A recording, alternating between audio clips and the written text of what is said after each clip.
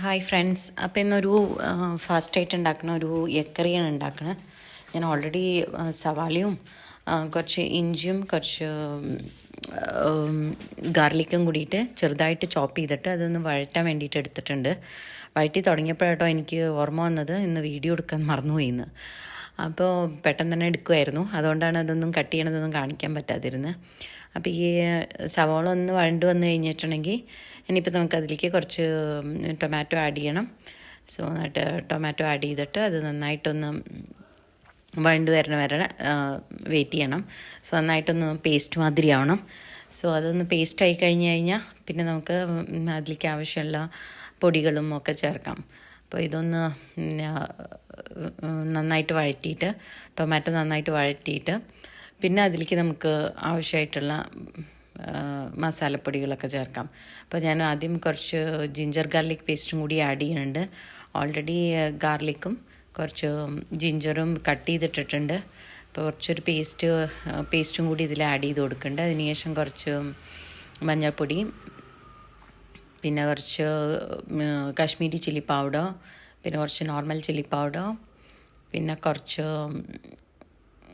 ധനിയ powder, പിന്നെ അതിൻ്റെ കൂട്ടത്തിൽ കുറച്ച് ഗരം മസാല പൗഡർ, ഇതൊക്കെ ആഡ് ചെയ്തിട്ട് ഇതിപ്പോൾ നമ്മൾ നന്നായിട്ട് ഒന്നും കൂടിയിട്ട് നന്നായിട്ട് വഴറ്റി കൊടുക്കണം.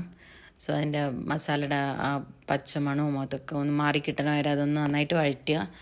നന്നായിട്ട് വഴണ്ട് വരുമ്പോൾ അതിന് ശേഷം നമുക്ക് കുറച്ച് വെള്ളം ഒഴിച്ചിട്ട് അതിനെ ഒന്ന് ഇപ്പോൾ കട്ടിക്ക് ഇരിക്കുന്നുണ്ട്. അപ്പോൾ ഈ മസാല ഒന്ന് നമുക്ക് എത്രയാണോ ഗ്രേവി വേണ്ട അതിനനുസരിച്ചിട്ട് നമുക്ക് വെള്ളം ആഡ് ചെയ്ത് കൊടുക്കാം. അപ്പോൾ ഞാൻ ആവശ്യത്തിന് കുറച്ച് വെള്ളം ആഡ് ചെയ്ത് കൊടുത്തിട്ടുണ്ട്. സോ നന്നായിട്ട്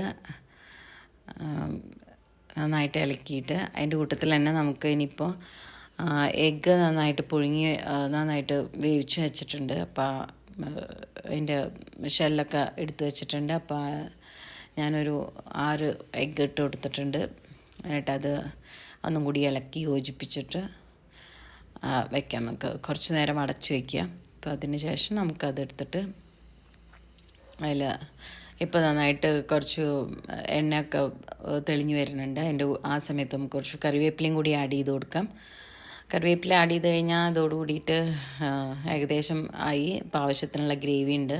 അപ്പോൾ ഞാൻ ഉപ്പ് നോക്കിയപ്പോൾ കുറച്ച് ഉപ്പ് കമ്മി ഉണ്ടായിരുന്നു. അപ്പോൾ കുറച്ച് സോൾട്ടും കൂടി ആഡ് ചെയ്ത് കൊടുക്കുന്നുണ്ട്.